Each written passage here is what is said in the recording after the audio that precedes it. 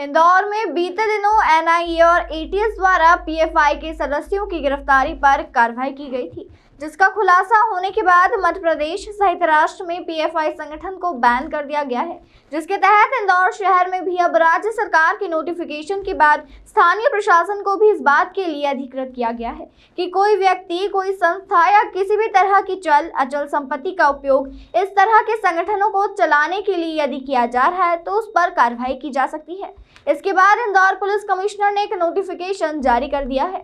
दरअसल Indore police commissioner Harinarayan Chari मिश्र ने बताया कि राष्ट्रीय सुरक्षा से जुड़ा एक संवेदनशील मुद्दा है। इस पूरे मामले में विधि विरुद्ध क्रियाकलाप निवारण अधिनियम के अंतर्गत राज्य सरकार ने नोटिफिकेशन जारी कर दिया है। उसमें स्थानीय प्रत्याशी प्रशासन को इस बात के लिए अधिकृत किया गया है कि अगर कोई व्यक्ति, अगर कोई संस्था या किसी भी तरह की चल अचल संपत्ति का उपयोग इस तरह के संगठन को चलाने के लिए किया जा रहा है तो उस पर कार्रवाई की जा सकती है। धारा 8 में इस बात का प्रावधान है कि अगर किसी अचल संपत्ति का उपयोग किसी तरह के मुख्यालय के रूप में हो रहा हो, संस्था को संगठन की अवैधानिक गतिविधियों के लिए किया जा रहा हो तो उस पर कार्रवाई की जा सकती है। इस संबंध में कार्रवाई की गई है। साथ ही सभी संवेदनशील मुद्दे पर पुलिस की नजर है, सावधानी से काम कर रही है। पुलिस कमिश्नर ने बताया कि जो 6-7 संगठन पर प्रतिबंध लगाया है, यहाँ पर एक संगठन से जुड़े अचल संपत्ति प्राप्त हुई है, दूसरे नोटिफाइड किया गया है। इस अधिनियम के अंतर्गत उससे जुड़ी जो सूचना है, आर्थिक लेन देन है, अचल संपत्ति है,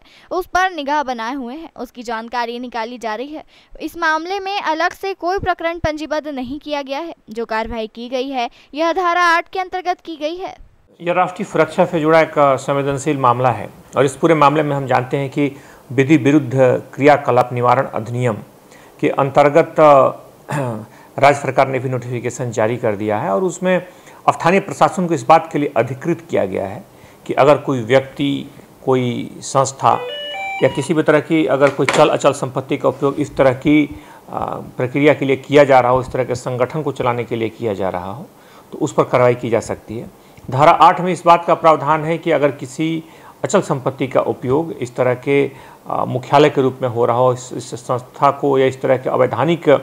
संगठन के अवैधानिक गतिविधियों को संचालित करने के लिए किया जाता रहा तो उस पर कार्रवाई की जा सकती है।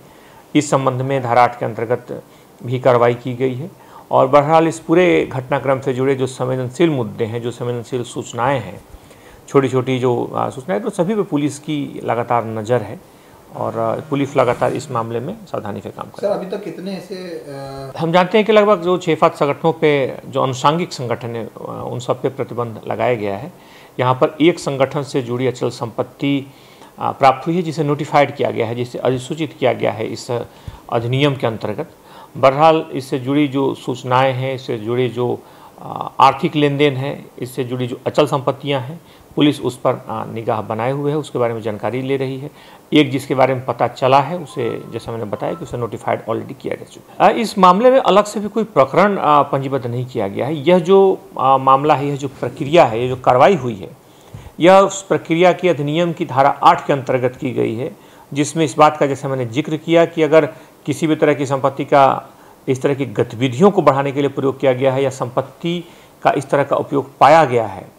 तो उसका किया जा सकता है, उसको वैधानिक तरीके से धारा 8 में अधिसूचित किया जा सकता है, जिसे तत्काल संज्ञान लेते हुए इस पूरे मामलों को